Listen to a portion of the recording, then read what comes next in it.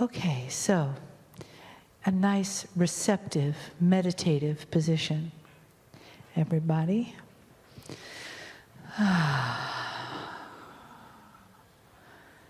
Letting yourself come into that center place, that quiet, receiving place inside of you that says yes to receiving, that says yes to your divine, to the beingness, to the all that is, to the resting in that place of not doing, but that place of love, resting in a place of love, the love that you are, the love that you came with, the love that you leave with.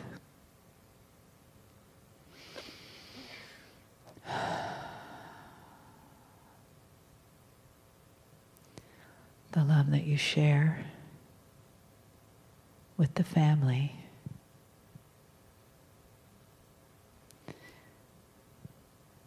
The love of the entourage.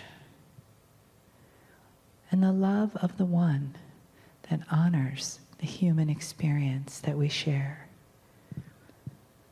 And that is the love and the honoring of Kriyat.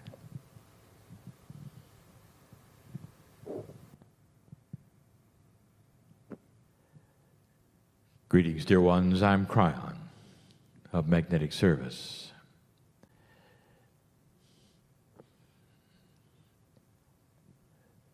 Quite often, the messages we would give at the end of a 2-day seminar, and especially the second day, would be personal.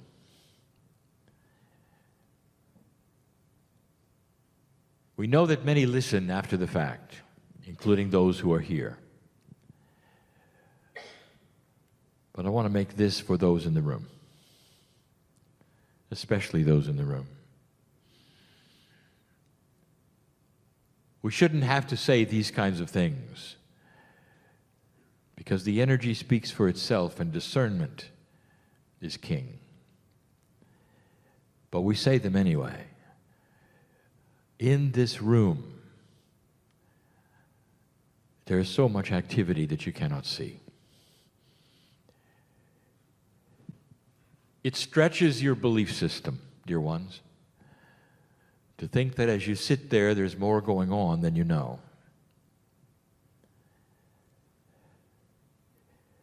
One of the energies that is so important, that is the catalyst for everything you came for or thought you came for, is belief. It also is the setup of why you came. How open are you for what truly is here, not what you thought was here? How open are you for what might be here that is beyond what was presented by the humans on the stage? Is it possible you were brought here to be worked on by those you cannot see? What does your belief say? Is it okay or is it not? Is it ridiculous? Is this real?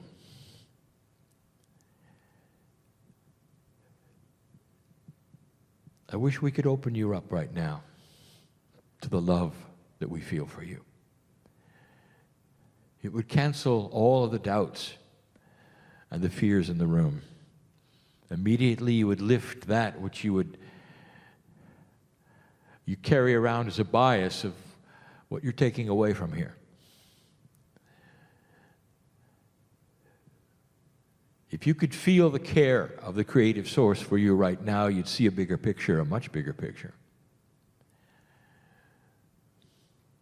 One of the questions, a good one, that was asked is, it's one thing to do something in a seminar, when you get home, it's another.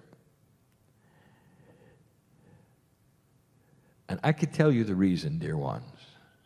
and it's belief. What I wish I could do right now, but that takes pre-choice from you, what I wish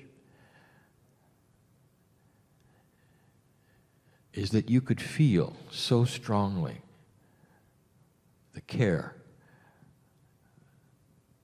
that God has for you. We know your name. We know your soul.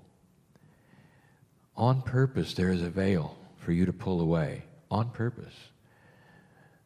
And I ask you, how are you doing so far? What is your belief about what is taking place at this moment? Do you believe that there are entities or angels or whatever you call them that you cannot see that are around you? Dear ones, there is a multi-dimensional world just filled with energies that know your name. It cannot touch you when you have an attitude. They can't touch you if you have disbelief or fear. They have to be invited. Before you came and walked in the door, did you invite them to drop your bias? Did you invite them that you could get out of your shell for just a little while and feel these things that are here to be felt? Maybe you didn't think about it. Maybe this is for the future. Did you decide before you came in what you were going to learn or not learn?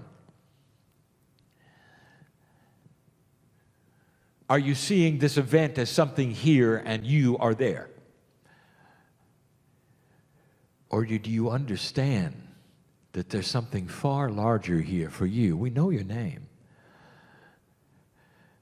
We know what you face. We know the disappointments that you have, the joys that you have. We know what you're trying to do. How does it feel to have an entourage? I'm not going to number them because they're not able to be counted. An entourage of energies that leave with you and stay with you and sleep with you and eat with you that can't touch you. They can't say hello. They can't say I love you. They can't tell you who you are. All they could do is sit and wait for you to ask them. It's all you have to do. When my partner, in complete and total disbelief, one who made fun of the New Age and all the things around it, when this man was perplexed with a problem and sat down in the chair, and the only way he could know any kind of truth was to make the request, an unbeliever, linear to the max. And he said the words, if you're there, show me. And we filled his heart with love, and tears ran down his cheeks. It didn't convince him. In fact, he was angry. He said we were controlling him. But there was something there. And the engineer, he couldn't leave it alone. There was something there. He sat in the chair and something happened. Now that's a puzzle, isn't it? It's outside of the purview of his training, of his box of reality. He got a result because he then flippantly said, show me. And he meant it. He was ready to change his belief, and he did. We stood next to him all his life and knew the potentials of what he would do. For more than 40 years. More. Walked with him, slept with him, watched him cry, watched him laugh. Went to school with him. He never said anything. Just like you. This is the system, dear ones, of the old soul. You're here in a quest to learn things. Hopefully you didn't make up your mind before you came in what the things were you're going to learn. Because you don't know what you don't know. What if what you're going to learn was never presented on the stage? But it is now. If you will release the bubble around you and let God come in, that's family. And you'll recognize it right away. You'll go home with it. It'll fill you with such a different feeling of peace that at home, when you sit in the chair and say, I'm here, or you meditate, you'll immediately have invited us to take your hand, to start working with you on a way that's not academic, that's not intellectual. It's right at the heart. You see, you're connected to us fully, every minute of the day. And this is what we want to teach you right now as we sit in the chair. Maybe it's why you came. We're connected. It doesn't matter your gender, your old soul, you've been here before. What is the system? What do you really think is the system? Is it you trying to figure it out, or is it you trying to let us in? You don't have to figure anything out. You really don't. You don't.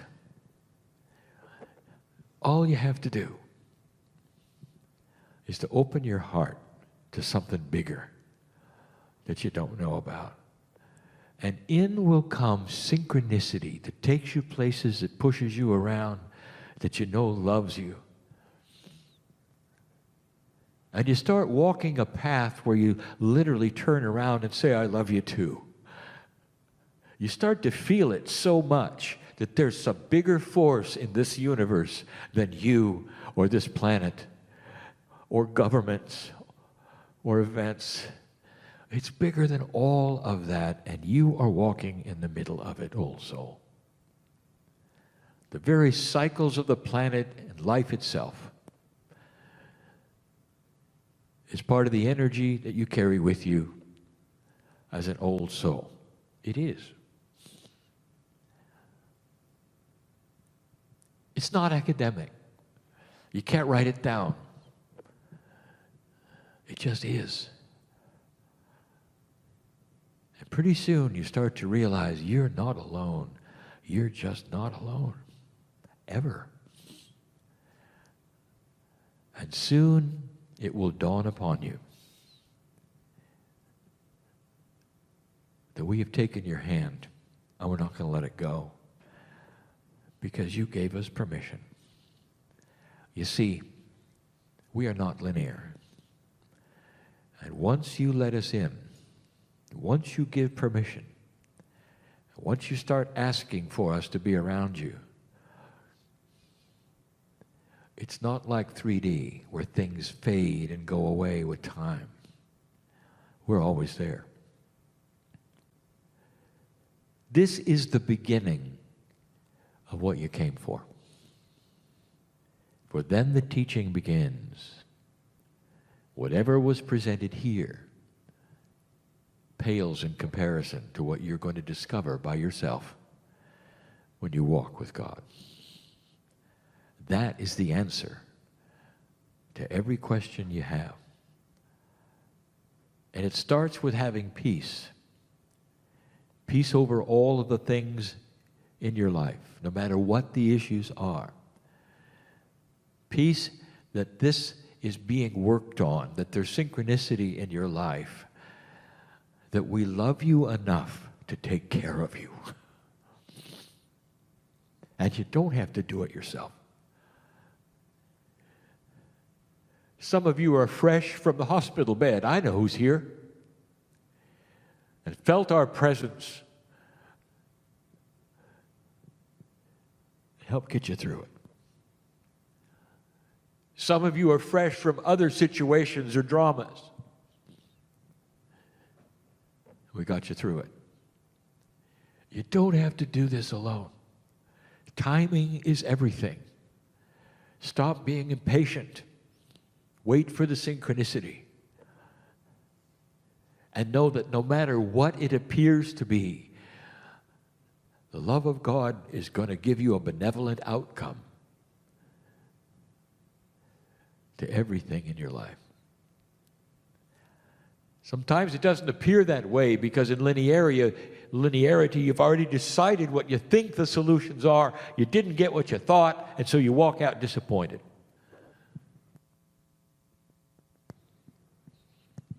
You don't give any credibility to the fact that there may be some things you don't know about. People you haven't met yet. Things that perhaps haven't been discovered or you haven't discovered that are coming down the line that have your name on them. Did you ever think of that? We know who's here. We know who you are. And it's personal. It's personal. You see, at the end of life, and it will be there, a deja vu for all of you when you take your last breath. It's so filled with fear, grief, disappointment, the potential of dying, and those around you. And then almost in a split second, even before your body is cold, there is an awakening at a level you are even unaware of that said, I remember this. It's fine. Boy, I can hardly wait for the party. You got to deal with who's left behind. That's the hardest thing. You got to love them. You got work to do, but you're just fine. Because you're eternal, and because you're my family, and I'm yours family, and you're part of the creative source, it really is true.